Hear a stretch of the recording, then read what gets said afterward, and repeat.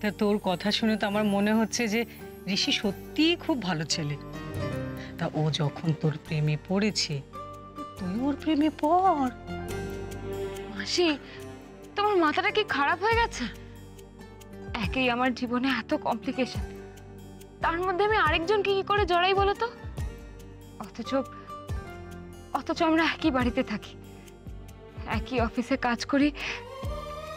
দিনের পর দিন আমি ওকে কি করে অ্যাভয়েড করব বলো তো? আমি তো সেটাই বুঝতে পারছি না। অ্যাভয়েড করবি কেন? আহারে, ওর বেচারা কি দোষ করেছে?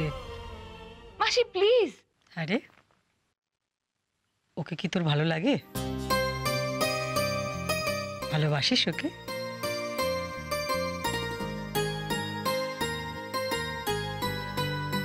এই নাও তোমার হারিয়ে যাওয়া আংটি।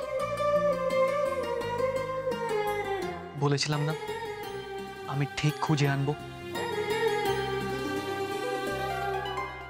এখন কি এসব নিয়ে ভাববার সময়? দেখি তাকা।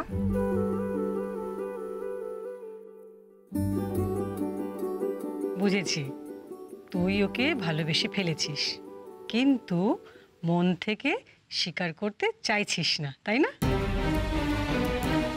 কি করে চাইবো বলো তো মাসি? ঋষিকে আমার সঙ্গে জড়িয়ে ফেলা মানে তো ঋষিকে বিপদে ফেলা।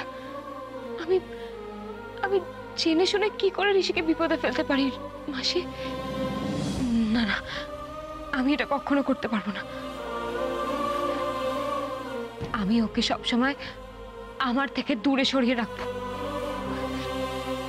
শোন মোহর, ভালোবাসা জীবনে বারবার ফিরে আসে না।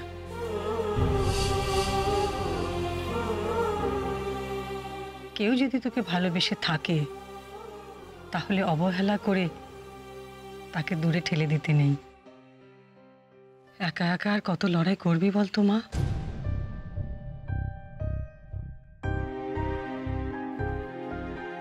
আমি বলি কি, ঋষিকে তুই সবকিছু বল। কিন্তু মাসি, তুমি তুমি আমার বাবাকে চেনো না? আমাকে ভালোবাসার অপরাধে ঋষির জীবনটা যে নরক হয়ে যাবে, সেটা তো আমি কখনো হতে দিতে পারি না মাসি। না মাসি, আমার মনে হয় না আমি বেশি দিন নিজেকে বাবার কাছ থেকে লুকিয়ে রাখতে পারবো। না না, আমাকে আমাকে এখন শক্ত হতে হবে। আমার মনের কোনো দুর্বলতাকে এখন প্রশ্রয় দিলে চলবে না মাসি, চলবে না। মোহর, তুইও কি তোর মায়ের পথ বেছে নিতে চাইছিস নাকি?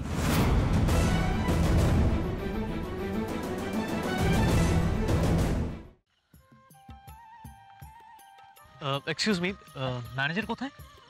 ওকে স্যার, আমি দেখছি।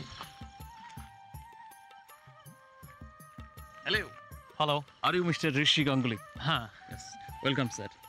আপনাদের দুজনের জন্য অলরেডি আমি একটা টেবিল বুকিং করে রেখেছি। ওই যে দেখছেন, ওই টেবিলটা। Thank you so much. Okay, thank you.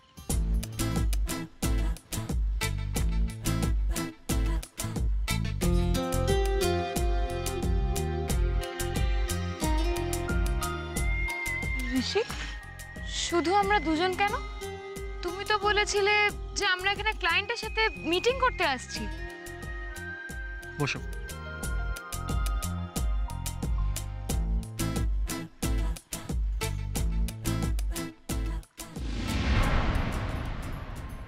আমাকে না জানিয়ে তুমি কিন্তু এটা ঠিক করোনি ঋষি। আগে থেকে বললে তুমি আসতে।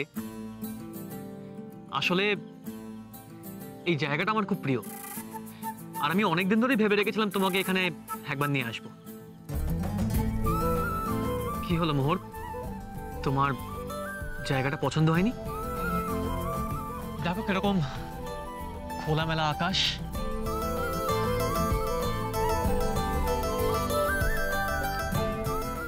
মোহর প্লিজ ওরকম গোমরা মুখ করে থেকো না।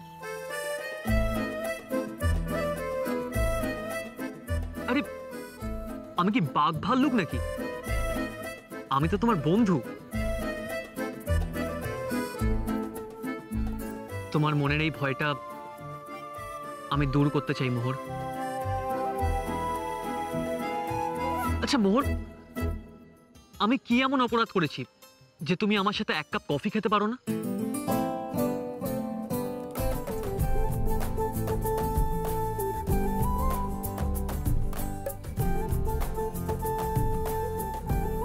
জায়গাটা কিন্তু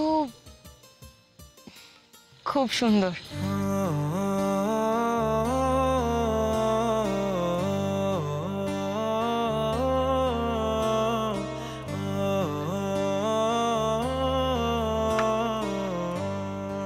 এ কি ঋষি, একটা কফি কেন? তুমি খাবে না? আমি বিনা অর্ডারই কফি পেয়ে যাই।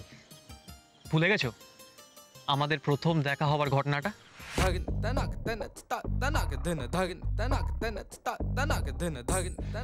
আরে মশাই, কি কালী পুজো করছি নাকি আমি? হ্যাঁ,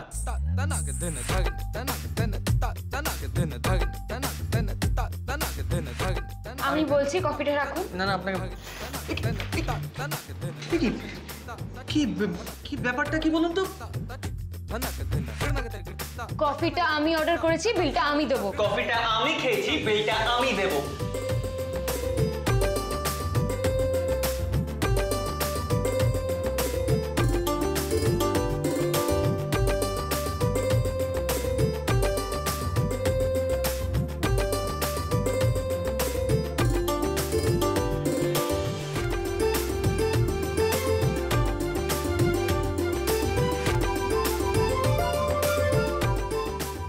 বাপরে বাপ, কি ঝগড়াটাই না করেছিলে তুমি!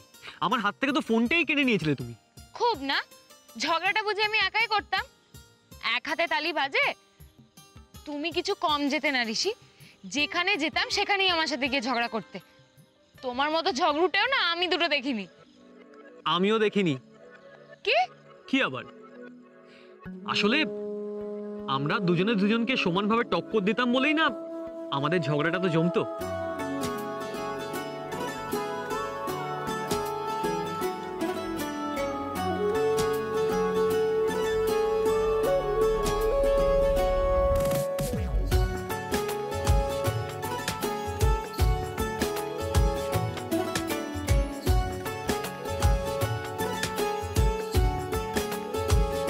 हुआ है आज पहली बार जो ऐसे मुस्कुराया हूँ, तुम्हें देखा तो जाना ये कि क्यों दुनिया में आया हूँ।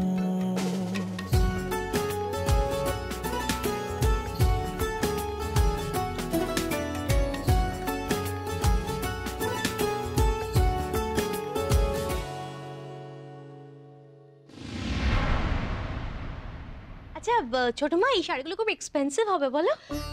তা তো একটু হবে। মা কি আর মেয়ার জামাইকে জামাই ষষ্ঠীতে কম দামি জিনিস দেবে রে? আসলে কি জানিস, আমার মা না বোঝে সব। আমি যে এই বাড়িতে থেকে হাত খুলে কোনো কিছু কেনাকাটা করতে পারি না, মা তো সবই বুঝতে পারে। আচ্ছা ছোট মা, তুমি তোমার টাকা দিয়ে জিনিস কিনবে, এতে কার কি বলার আছে গো? শোনো পাগলির কথা, শ্বশুর বাড়ি কি সেভাবে করেছিস কখনো? এতদিন তো টোনাটুনি একসঙ্গেই থাকতিস, তুই বুঝবি না। একসঙ্গে থাকার যে কি ঠেলা রে, আমি বুঝি। আর কটা দিন এ বাড়িতে থাক, তখন দেখবি। ছোট মা, তোমাকে একসঙ্গে থাকার মাথার ডিপি কে দিয়েছে গো? কেন কাকানকে বলে তোমরা আলাদা ফ্ল্যাট কিনে শিফট হয়ে যাও না? আলাদা ফ্ল্যাট? দেখো ছোট মা, তোমরা যদি আলাদা থাকো তাহলে তোমার লাইফটা অনেক বেশি এনজয় করতে পারবে। কেন এটা বুঝতে পারছো না? আরে আলাদা থাকা মানে আরো ইন্ডিপেন্ডেন্টলি থাকা।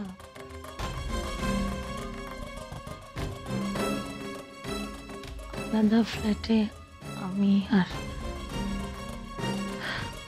না রে, সব হবে না, অনেক জটিলতা আছে। আমার কথা ছাড়, তুই তোর কথা বল।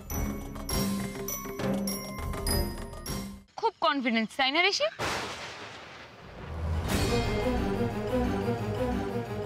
কি হলো?